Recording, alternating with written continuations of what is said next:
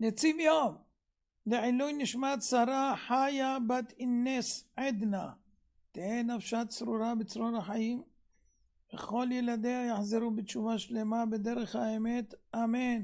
אמן.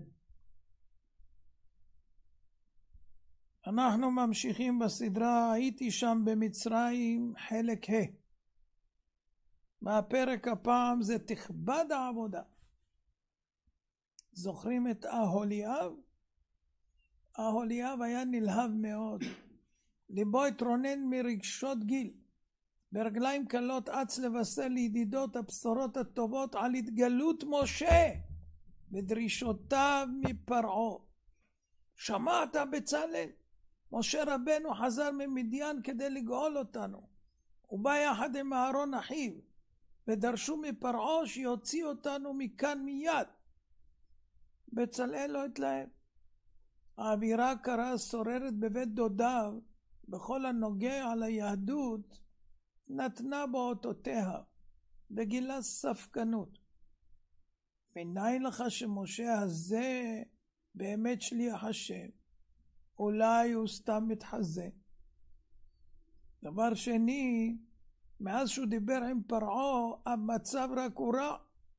ודאי שמעת כמוני על האסון בבית שוטלח, כאשר אם המשפחה רחל הצטרפה אל בעלה לגבול את הטיט כדי להשלים את מכסת הלבנים, ומחמת המאמץ הרב הפילה את הוולד שנרמס בתוך החומר. דבר שלישי, בכלל המצב מאז נהיה הרבה יותר גרוע, כבר אין לנו זמן אפילו לאכול, שלא לדבר על חופשות השבת שבוטלו. דבר רביעי, אם משה הוא באמת שליח השם, מדוע ביקש מפרעה שנצא ממצרים רק ל3 ימים? למה לא לגמרי? וכי השם לא יכול להוציאנו לגמרי? אהוליאב לא נבהל ממטר הקושיות, וליבן היטב את הדברים כבר אמש עם אביו, שאביו היה מתייעץ תדיר עם זקני הדור. וכי סבור אתה שגדולי ישראל תמימים הם, שכל מי שיבוא ויאמר שהוא הגואל יקבלו את דבריו מיד ויסכנו את כלל ישראל? דע לך ידידי, סימן יש לאבותינו וקבלה ברורה אצלם לברר מי הגואל האמיתי, ורק אחרי בדיקה זו אישרו שאכן משה הוא נביא אמת מיועד לגאול את ישראל. עוד קבלה בידיו, שממש לפני הגאולה התגברו הצרות יותר, כמו היולדת הסובלת ברגעים האלה של לפני הלידה, ורק אחר כך תבוא הגאולה. ולכן אדרבה, מהקשיית השעבוד מוכח שאנו קרובים מאוד לפני הגאולה. בצלאל נראה מהורהר, לא יודע להחליט בין הדברים שספג בבית דודיו לבין הדברים של חברו ההגון והחכם. לפתע ננער ואמר, לא ענית לי על השאלה האחרונה. אהוליאב שתק. ניכר היה בו שיש לו תשובה ניצחת על השאלה, אלא מהסס אם מותר לו לגלות. אתמול הוזהר על ידי אביו שזה סוד שמור רק בין היהודים שנשארו מאמינים. אסור שיוודע הדבר למצרים או ליהודים שאינם נאמנים, שעלולים לגלות זאת למצרים. הביט בבצלאל, התולה בו עיניים שואלות מביעות תמיהה על השתיקה המוזרה. בסוף אמר לבצלאל, איני יודע אם אני יכול לענות על כך. אשאל את אבא, ומחר אגיד לך תשובה.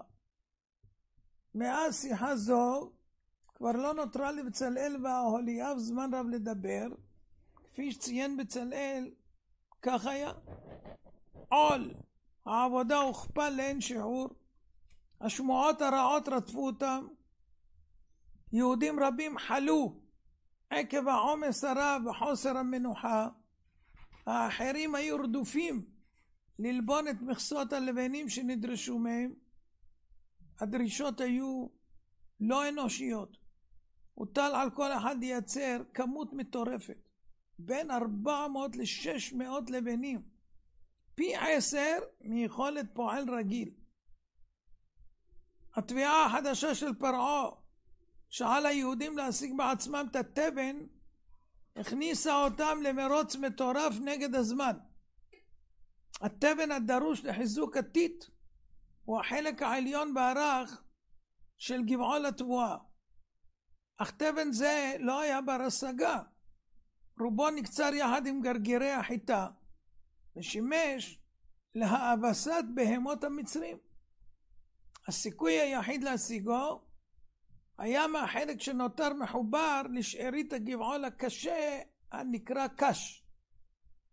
על היהודים הוטל לרוץ השכם בבוקר לשדות, לעקור מהקרקע את שרידי הגבעול, לנתק את מעט התבן שנשאר בראשו, לרוץ לאתר הבנייה, לערבל עם החמר, ליצוק את התערובת לתבנית הלבנים.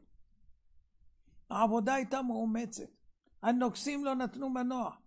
בעוד הלבנים מתייבשים ומתקשים בשמש הקופחת, אולצו היהודים ליצוק עוד ועוד תבניות לאינסוף.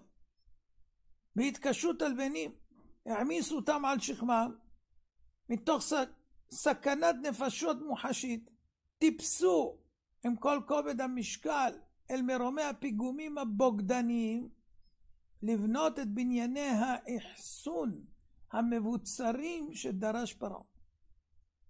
אמנם הנוקסים התירו ליהודים לקחת את התבן משדות המצרים, שכן כל שדות מצרים מוגדרות כרכושו הפרטי של פרעה.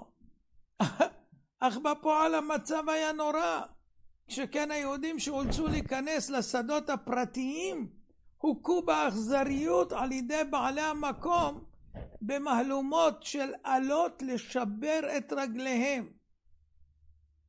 אך לא הייתה ליהודים ברירה אחרת. גם אי אפשר היה להמעיט מכמות התבן הנדרשת לכל לבנה. על כל פעולות הבנייה הוטל פיקוח חמור. הנוקסים בחנו אותם בעיניים בולשות. אוי למי שההין לזלזל באיכות הלבנים, או העז לנוח. הצלפות הפרגול היו מקפיצות אותו ממקומו חשקל, והם לא חסו על נער או זקן. כמובן, באופן זה לא ייתכן היה לעמוד בקצב העבודה הנדרש לתפוקת הלבנים, והיא ירדה מהרגיל.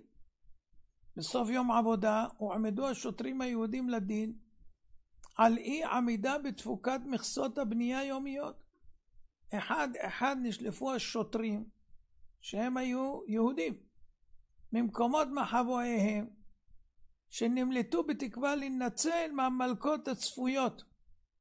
הצטדקות השוטרים בדבר הזמן הקצר, שאינו מותיר אפשרות מעשית לבנייה מטורפת, בפרט בעיר פתאום, שהיא בולעת את הבניינים.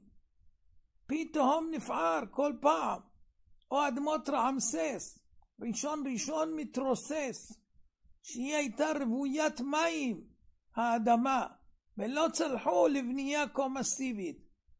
כל הטענות האלה וההצטדקות של השוטרים לא העילו מאומה.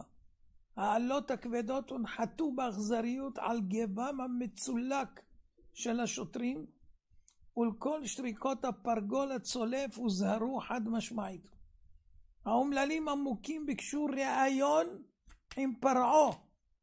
הסבירו כי הדרישות אינן אנושיות ובלתי הגיוניות. אי אפשר לעמוד בזה, טענו. פרעה נשאר אטום. העצלות מדברת מגרונכם. כנראה שדי זמן פנוי יש לכם לחשוב על אלוהיכם. ואם לא דהיה בכל זאת, ואם קיוו ישראל קבל חיזוק לתקופה מרה זו ממשה רבנו, הרי שגילו כי משה איננו. הוא חזר למדיין יחד עם כל משפחתו, ונעלם למשך 6 חודשים. המאמינים עמדו כעת בניסיון גדול ביותר בתולדות גלות מצרים. מחנה הכופרים מתחזק בעמדתו כי הגאולה היא בלתי אפשרית. אי אפשר להתגבר על החמאס, ומוטב לדבק במצרים ובדתם ולשים את אש"ף בעזה. זה הכופרים, מחנה הכופרים. אך כך דרכה של אמונה. פעמים שהאור מתכסה מן המאמין, נדמה לו שהוא הולך בחושך. ככל שמתקרבת גאולת המאמין, מנסה השטן להחשיך לו את הדרך ולהפיל אותו ברגע האחרון לפני שיגאל. אך יהודים מאמינים, בני מאמינים הם, בדרכם בטוחה וסלולה להם, ולא ירתיע אותם דבר. כל זאת בעטנו, ולא שכחנוך, ולא שיקרנו בבריתך, לא נסוג אחור ליבנו, ותת אשורנו מני אורחך. פסוק בתהילים שמבטא את מה שאמרנו. ממשיכים בדרך האבות, לא ירתיע אותם סער וסופה, נשארים דבקים באלוהיהם על אף הכל, בידיעה ברורה, כי על קרקע מוצקה הם פוסעים, ובבטחה יגיעו אל האור הגדול, הזורח, השמור רק להם. עד כאן הפרק הזה. אבל מה שאנחנו לומדים פה, לכאורה נתקשתה הגזרה, מאז שבא משה אל פרעה. אז זה רע לעם הזה כביכול, כמו שטען בצלאל. מה קרה פה? אז התשובה היא, הקדוש ברוך הוא רצה להעניש את המצרים. למה? הם שתקו, שמעו שיש גזרה. אבל נתחכמה לו להשליך את כל הילדים ליאור. אף אחד לא עמד, עשה הפגנות בקפלן. אף אחד לא עשה שום דבר. אבל אמרנו, אם יש להם מלך משוגע ברע לב, מה הם אשמים? הם פוחדים ממנו. אז הם לא עושים שום דבר.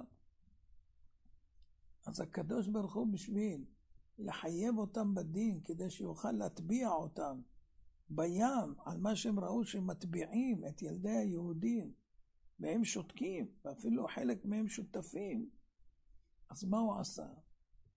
עשה את הגזרה הזאת שצריך ללבון את הלבנים ולהביא את התבן בעצמם, מה שקיבלו בהתחלה מוכן, והגדילו להם את המכסות.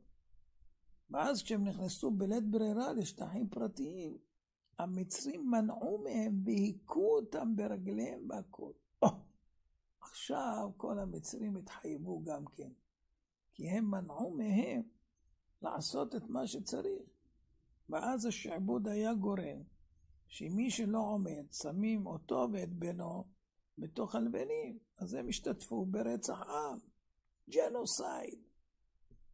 אז זה היה הסיבה למה הגזרה הזאת התגברה, בשביל לחייב את כל המצרים. ולא יכלו להגיד, מה אני עושה, היה לנו מלך אהבל. לא, אתה היית שותף גם כן. אז רואים שגם הדברים שנראים בעינינו רעים, יש בהם תוכנית. הקדוש ברוך הוא יודע למה הוא עושה וכו' וכו'. מחר אם ירצה השם, השם ייתן חיים, אנחנו נלמד את ההתגלות השנייה שמגיע בחזרה משה רבנו, והם 10 מתחיל. אני מודה לכם על הקשבה. שבוע טוב שיהיה לכם. ברוכים תהיו. הכל יודוך והכל ישבחוך והכל יאמרו והכל יאמרו אין קדוש כשם. הכל יודוך והכל ישבחוך והכל יאמרו והכל יאמרו אין קדוש כשם. הכל יודוך והכל ישבחוך והכל יאמרו אין קדוש כשם. הכל יודוך והכל ישבחוך, והכל יאמרו אין קדוש כשם. הכל יודוך, והכל ישבחוך, והכל יאמרו אין קדוש כשם. הכל יודוך, הכל ישבחוך, והכל יאמרו אין קדוש כשם. הכל יעבדוך, והכל ישבחוך, והכל יאמרו אין קדוש כשם. הכל יודוך, והכל ישבחוך, והכל יאמרו אין קדוש כשם. תודה רבה.